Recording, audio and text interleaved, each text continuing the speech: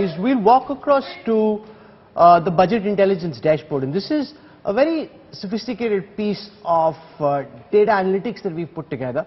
And the advantage with the Budget Intelligence Dashboard is it talks much louder than words can, because you can pick on a sector by sector, outlay by outlay basis what the real priorities of the government are. Remember, the finance minister can say various things, but where does she really invest her money? So we'll spend some time, Siddharth, if you join me on the Budget Intelligence Dashboard, and we'll spend some time taking our viewers through what the government has done so far, what was contained in the economic survey that came out yesterday, and what can we expect today. So I'll start by taking a look at some of the key spends of the government. And you'll get a sense of where the government has been spending its money. Let's start, for example, with roadways in the infrastructure sector, which really has been one of the flagship efforts of the government. So what you're seeing over here is the amount of highways being built every year in terms of kilometers. That's been going up. 1.41 lakh kilometers built till December 22. What that suggests, that really is that this is something where the government's investing a lot of its capital. And if you see this 40% increase in the highways built per year consistently, the key fact really was the absorptive capacity of the economy to get all the roadblocks dealt with, and that's where Nitin Gadkari scores. I think more than the... he gets the work done. He gets the work done, and that's the key thing. I'll show you the kilometers being built per day. In FY16 it was 277.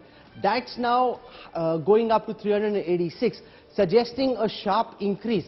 And if you look at the actual expenditure that's been laid out for highway construction, you've seen one of the biggest jumps. A lot of the money during the pandemic was spent on building public infrastructure, which really is one of the star accomplishments of the Modi government. From there, let's come to some of the areas where the spending hasn't been quite as much. I'd look at Manrega, for example, which the UPA government laid a lot of emphasis on. In the BJP scheme of things, if you see from FY21 to 22, the funds released are actually plateauing. We've got data till January this year where there hasn't been an increase. And if you come and look at the wage rate also, the wage rate again saturating, not going up from 208 to 217.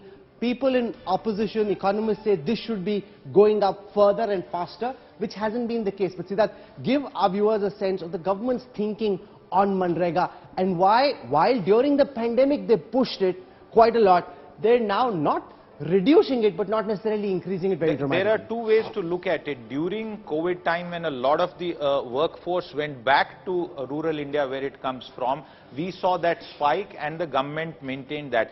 But when you have the workforce coming back into an urban environment and working in factories, in the service industry, we have seen a dip. The real way to look at it is, for the government's priorities, is what does it see Narega fulfilling in sort of over the longer term. I believe there's been a bit of a policy confusion. The government would have liked to sort of do something very differently with it, Rahul, but actually that has not been possible.